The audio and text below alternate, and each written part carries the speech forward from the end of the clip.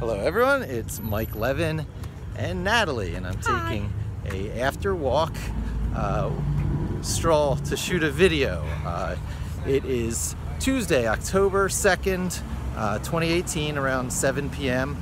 and you probably noticed a lack of videos recently for a number of reasons, but probably the largest of which, I'm doing a lot of work from home these days. I'm telecommuting, and I originally shot these videos just to fill in that time. I needed something to do. These long walks felt very non-productive, and it's safer to keep your head up looking than it is to say read on your phone. So this was a good solution. And as an SEO, I always need to have you know, a foot in the game. Is that the expression?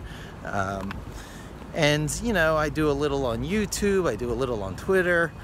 Some platforms haven't been my forte, like I guess Pinterest, so you can't do everything, but as an SEO you got to be kind of a social media and sort of an across-the-board specialist, because you never know what's going to drive traffic. In fact, the department I work for at work is actually the audience development department, which gets right to the heart of the matter. The idea behind my field, search engine optimization, is to find and develop audiences, because you retain them through other means, you know, some sort of community or relationship that gets developed. SEO is greatly about that initial contact. So as everyone in the field knows, it's undergoing great change, because there's constant little tweaks coming out by Google. Google is constantly becoming smarter. Becoming smarter is how I often put it.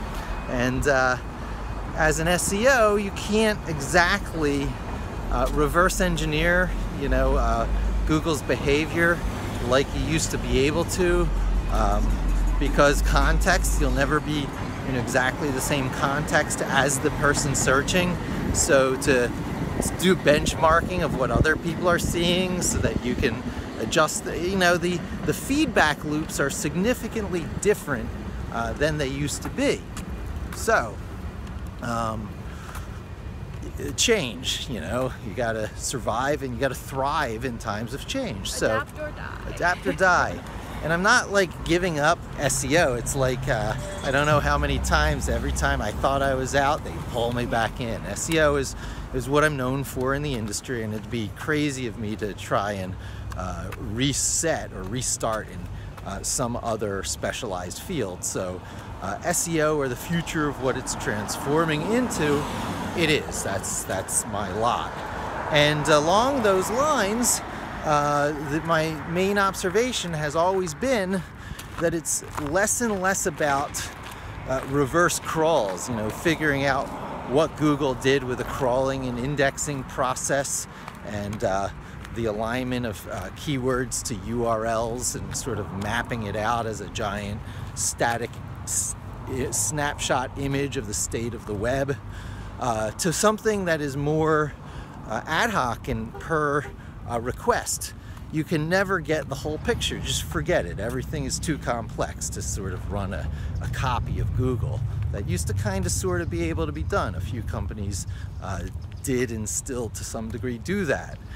Ahrefs and Majestic, they run crawls of the web and try and create that same picture that is generally a mapping of URLs to keywords that, you know, Google's traditional behavior is based on. You put a search in and it comes back with the top 10 blue links for the words you put in.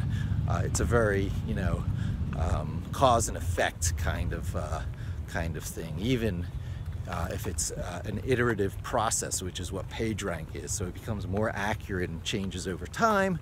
So you'll never get the exact same answers as Google, because you're never going to run through the exact number of iterations of the PageRank algorithm over the exact same sampling of data as the internet evolved. So the best you can do is sort of probe at things. And when you probe at things, you are always doing stupid data tricks.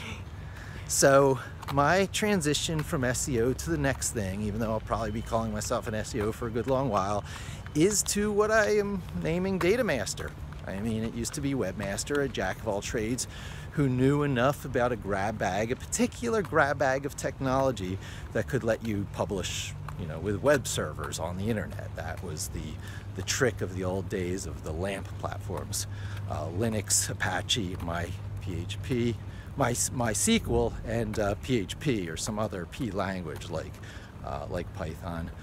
So over the years, I have also gravitated towards Python, and it turns out to be a cornerstone of my working method, because Python can do anything and everything. Just forget it, unless you're into some very edge case situation where you need the fast execution and concurrency of Google's Go language, or you really need the incredible, you know, build it up from raw components, features of Lisp, so that you can do meta programming and a lot of crazy artificial intelligence stuff. Unless you really need the edge cases, just go with Python, because that one price that people will point out as a interpreted language of performance is becoming less and less of an issue all the time. So use Python. The next thing is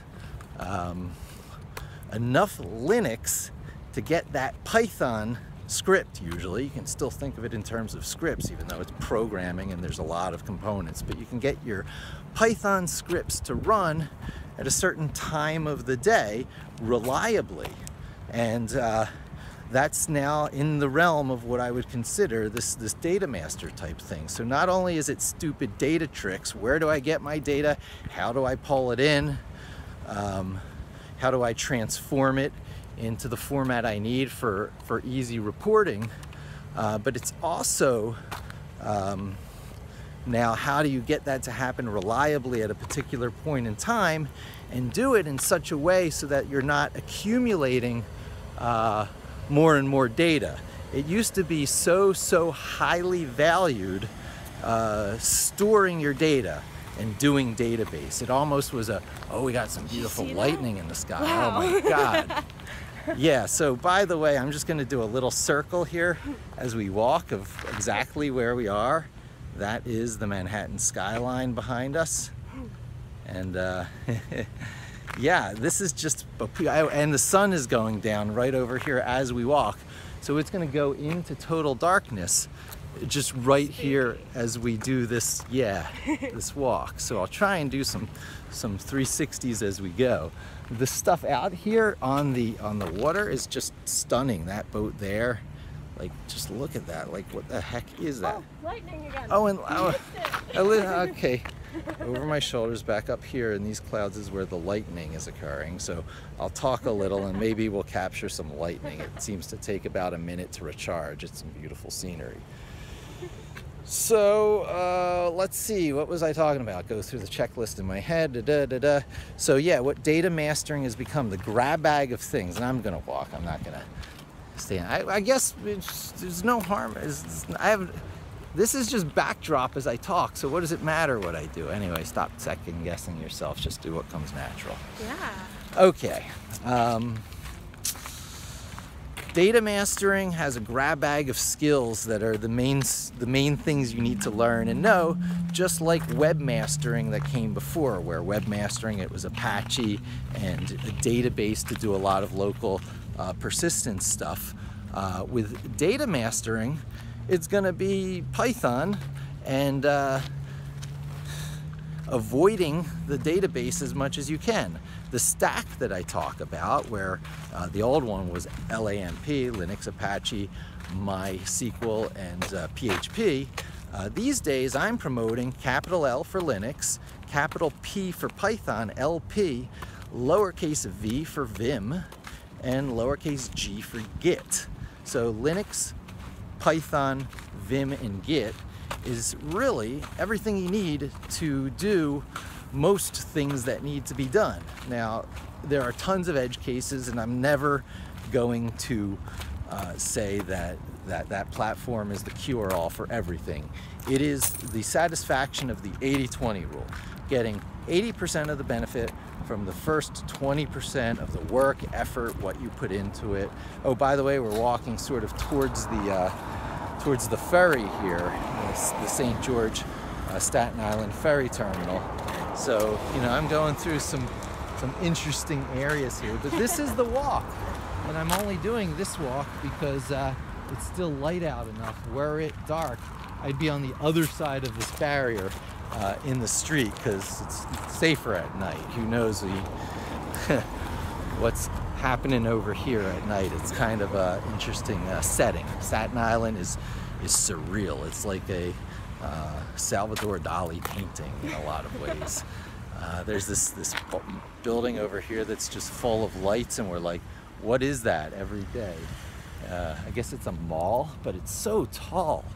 It must be just the construction lights of a building going up, but it's right where they're talking about the mall going. Anyway, I'm rambling. You are. Yeah, so I have been very, very satisfied with my work today, which is what's driving me to push a video out, because Pipulate is finished enough such that jobs that I sort of flesh out in Jupyter Notebook, where it's easy because when code ends running, it's still running and you can investigate the contents of the variables, and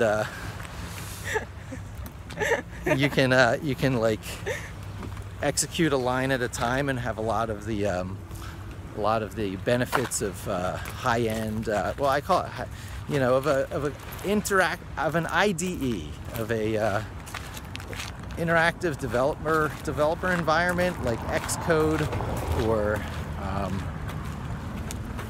Visual Studio or Eclipse, and I'm actually advocating staying away from those. I'm advocating using the plain old text editor that's almost part of the standard for Unix/Linux.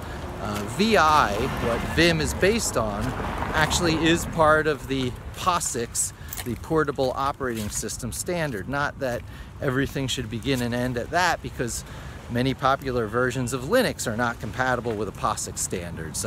Debian and Ubuntu, because they use their own. I think we might be going the wrong way. We have to go around this way at this point. Know. Yeah, no, I'm correcting myself here. It's just grown in quite a bit. Oh yeah, we have to step up and over. No.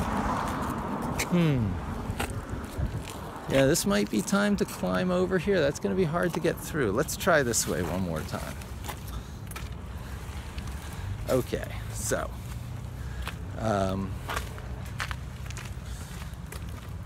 yeah, I'm advocating the use of the Vim text editor, which will be the subject of many of these videos, and I'll sort of go through. No, this is well, no, it's passable. It's absolutely passable. Okay, so a lot of the stuff that I'm talking about, I will be fleshing out with my bleeding arm. oh, we're doing it. Next time we'll stay out on the road.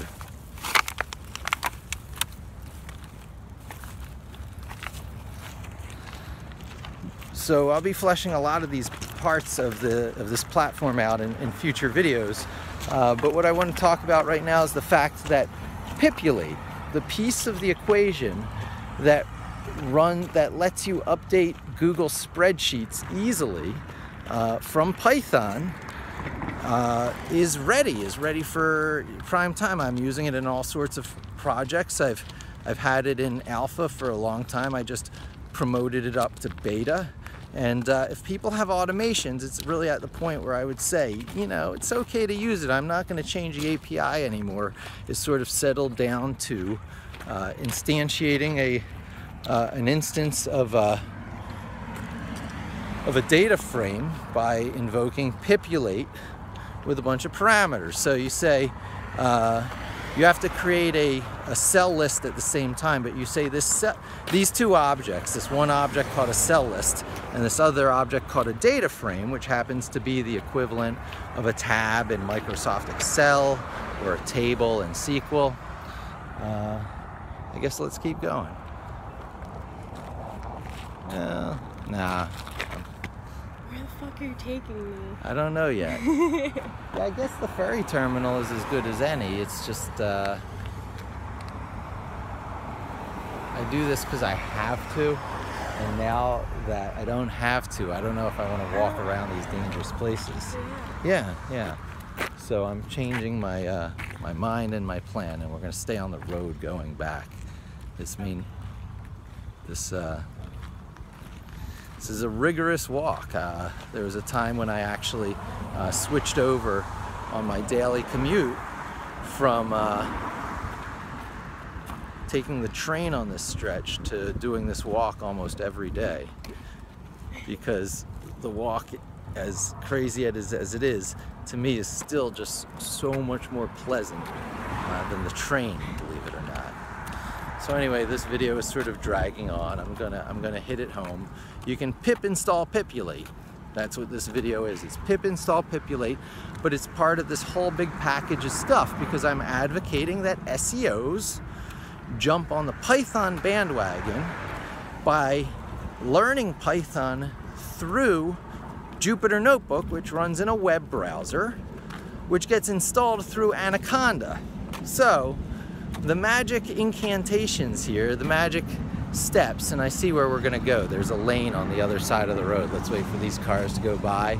We'll switch across the street, and then we'll take that pseudo-safe path they tried to establish. Yeah, you know, this is such a highly trafficked area that, I mean, by foot, that this is new. These things weren't up when I was doing this. But, you know, they're doing what they can to make sure that, you know, you don't get killed walking through this narrow pass, which is just full of walkers and bikers, because it's the walk to the ferry terminal. So you can pip install pipulate, and pip installing is kind of a trick, because, you know, it's not easy to get to the right console window to do a pip install, which is usually an operating system side thing and not inside Python and not inside Jupyter Notebook. But if you go to the pipulate repo in GitHub, github.com/miklevin, MIKLEVIN/pipulate, it'll give you the instructions on how to do it. You can also find that at the PyPI site, so that's PYPI, and I think it's .org, but anyway, you just Google PYPI and it'll come up with a PyPI site, and then you search there for pipulate, it'll come up. So pipulate is in fact part of the PyPI repo, and it's really easy to get on your machine. And for those running Anaconda and Jupyter Notebook already, all the dependencies are basically met.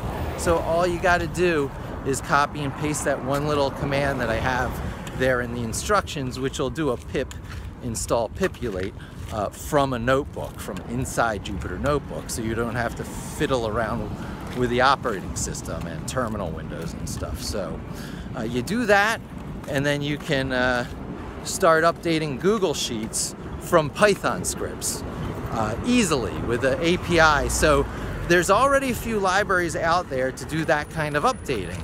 I started with those libraries, and all I did is I just mapped it to an API that makes sense for the type of work that I do all the time. So basically you say this object is equal to selecting these rows and thing columns from this tab. So you say, you know, the cell list and this data frame are equal to pipulating tab name, row range, col range, and that's it. You can optionally give it the name of the columns, the words at the top of the columns. And then you manipulate that around using using pandas. So one of the things that I haven't been giving enough time, you know, let's see this. We probably want to get into that field so we don't have to walk on the road.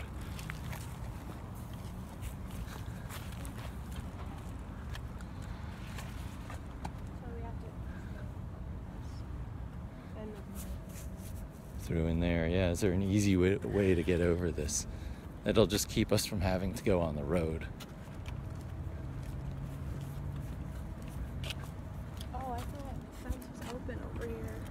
Yeah, no, it's yeah. If it's not easy to hop over and get in there, then we might as well just from back there. It is. That's what we should have done. Yeah. Here. Yep. Okay. Cool. Well, this is beautiful. The sun's going down behind us there. What? It's beautiful. It's a beautiful view. It is. Yeah. So yeah, that's it. I guess this is a good time to join in because I just put Pipulate from alpha into beta. It's beta software and it is stable enough for everyday use, and I am indeed using it that way. And it makes manipulating Google spreadsheets from Python from right in a web browser. So you basically type commands into a web browser, you hit a submit button, and a Google spreadsheet changes. And the stuff you do there is copy pastable over into these Linux schedulers. So you're going to be knowing enough Linux, if you stick with me, to take the work that you do in Jupyter Notebook and to put it into a generic Linux scheduler, which opens the door to the full gambit of stupid data tricks I'm going to be teaching you how to do. Not only how to do things in the first place from Jupyter Notebook, sort of futzing around with the data and the objects and sort of feeling your way through, connecting to different APIs.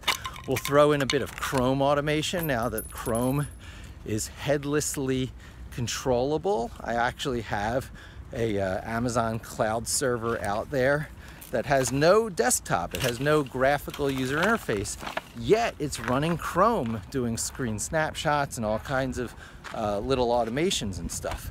So we'll be using Jupyter Notebook to do all kinds of screen snapshots of searches and stuff like that. And then we'll do it in a coding style that can be directly copy and paste lifted into a .py file, because at first they start out as Jupyter Notebooks and they're .ipynb files, IPython notebooks, that's what it used to be called. And it has changed to Jupyter Notebook, but still the file extensions is .ipynb, that's what Jupyter saves. And those are actually JSON or JavaScript files, where it has all the Python and the commands sort of embedded into the very popular JavaScript object notation. So you can't directly run those notebooks. Well, you can, but it's too many moving parts.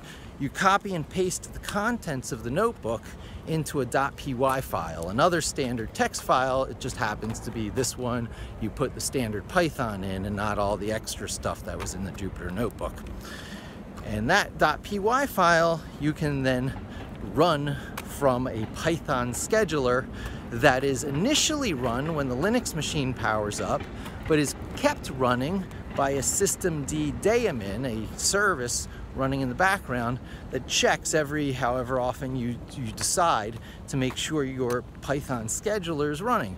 So if your Python scheduler kicks out, there's a respawner that starts it again, and then all the scheduling is handed over to a Python script. So you're using the familiar Python language for doing your scheduling. And instead of calling the things that are scheduled as Python modules, what it does is it goes through the Linux command module. Yeah. I want to go by the water tower. Oh, by the water tower, okay. The water tower. I just want Go through this way, yeah. Yeah. Okay, cool. Is that okay? Yeah, totally. So basically, instead of Python calling Python scripts through Python, it's Python calling Python scripts through the Linux command API. It's running it as yeah, this doesn't look too good. You can go around a different way unless you want to go through. It's possible. Yeah, it's a tough path. So the scheduler that's being set up could pretty much schedule anything. It's not just limited to scheduling other Python scripts. It can schedule anything that can be done as a Linux command. So Linux launches a Python scheduler. The Python scheduler launches anything via the Linux API.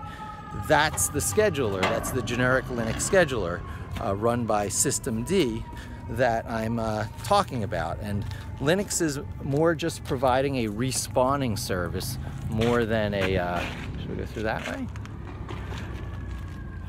Linux is providing a respawning service more than a scheduling service. The scheduling is actually taken over by Python at that point. So most of what I'm talking about here is a Python game. There's not really that much to learn language-wise beyond Python. You do have to step out into the Linux world from time to time, but it's not really that difficult. The Linux API is some commands followed by some parameters, and the output of one program can be sent to the input of the other in a process called piping, and it's all very powerful. It's one of the things that drove the popularity of Unix/Linux, and that is how commands get invoked for scheduling, which provides a fair amount of power. And that's what I'm going to be bringing you through. So starting out with stuff in Jupyter Notebook, futzing around in the web browser, and learning some Python. Taking what you do in Python, copy-pasting it over into a more generic graphics-less Linux environment and having it scheduled. So doing the stupid data tricks on the one hand and scheduling them on the other. Two very different worlds, and usually the two don't meet. You become a Jupyter Notebook person because it's so easy to get into it, and then someone says, oh, can you make that happen every day at 10 a.m. and they have visions of clicking and they might hack something up, but it's really ridiculous when that's the kind of thing that Linux in its old-fashioned form is so good at doing. So I will be teaching people how to go from the one world to the other, and conquering those two such difficult pieces, which is scheduling, making something happen reliable every day, and scaling, making it happen 1,000 more times, each time with a different parameter. So by programming your stuff in Python, but so that it takes command lines on the command line shell. So it's, you basically type Python for the Python interpreter, you put your program name, and then you put the variable input on that same line, you run it. So we're writing our Python scripts so that they can be invoked infinitely different ways, so scaling, and then you could even distribute it over different servers to run, but that's a very different story, all coming up. And that's pretty much it. Thanks for joining me. Hope to see you again soon, and don't forget to subscribe.